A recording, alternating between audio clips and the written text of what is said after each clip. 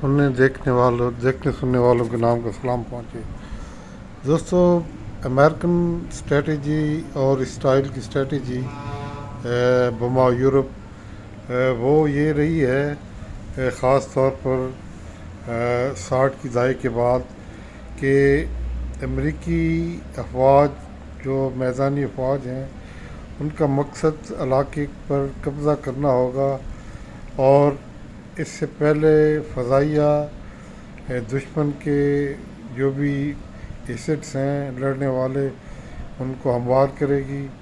ایک level field بنے گا اور امریکی گراؤنڈ فورسز صرف قبضہ کریں گے. یہ اسٹریٹجی امریکنوں کی، یورپینز کی اب بھی رہی ہے، اور اس میں بجا طور پر وہ ان کے لیے قابل اطمینان بھی تھا کہ جتنا ٹیکنالوجی ایج امریکنوں کے پاس تھا وہ دنیا میں کسی کے پاس نہیں تھا، اور جتنے بھی وہ پریسیژن ٹارگیٹنگ ان کی جو مشینز ہیں وہ اس قابل تھیں کہ دشمن کو پہلے ختم کریں، پھر زمین پر قبضہ کیا جائے.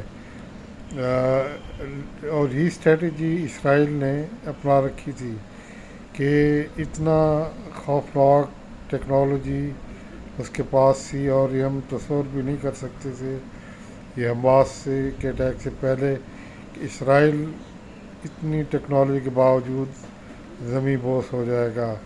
اس کی بنیادی وجہ اس کے نتائج اب نظر آ رہے ہیں کہ اسرائیل اپنی ایئر پاور بے ذرائع استعمال کر رہا ہے. اس سے عمارتوں کی تباہی ہوئی ہے، بہت ساری جانی نقصان ہوا ہے، لیکن اگر لوگ اس بات پر ہٹ جائیں، وہ تہیہ کر لیں کہ یا ہم نے زندہ رہنا یا مرنا ہے، اس کے علاوہ کوئی چارہ نہیں، تو پھر یہ دشمن کے لیے خوفناک عمل ہو جاتا ہے.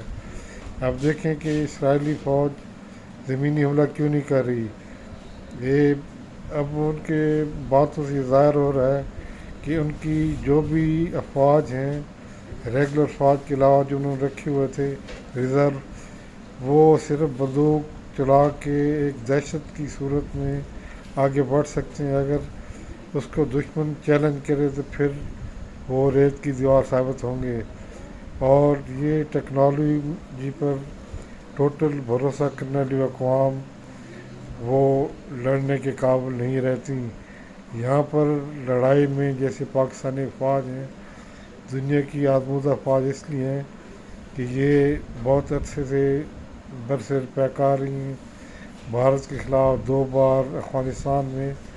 تو یہ افواج اس صلاحیت کے حامل ہیں کہ وہ کوئی بھی گراؤنڈ اٹیک کسی کے خلاف کرنے کی ہمت بھی رکھتی ہیں اور قوت بھی رکھتی ہیں. اگر افغانستان میں دیکھیں، افغانستان میں 60-70 ہزار مجاہدین تھے، ان کے مقابلے میں 5 لاکھ امریکن یورپین نیٹو افواج زبردست ٹیکنالوجی کی قوت سے حملہ آور ہوئیں، اور انہوں نے زمین پر پاؤں رکھنے سے پہلے اطمینان کیا کہ دشمن کے ٹھکانے اس کے ایئر سٹرائک سے تباہ ہو چکے ہیں. جو اس قسم کے دل رکھتی ہیں قوتیں وہ زمین پر قبضہ تو کر سکتی ہیں، لیکن اس کو برقرار نہیں رکھا جا سکتا. یہ ہی اب تک کی کہانی ہے اسرائیل حماس وار کی.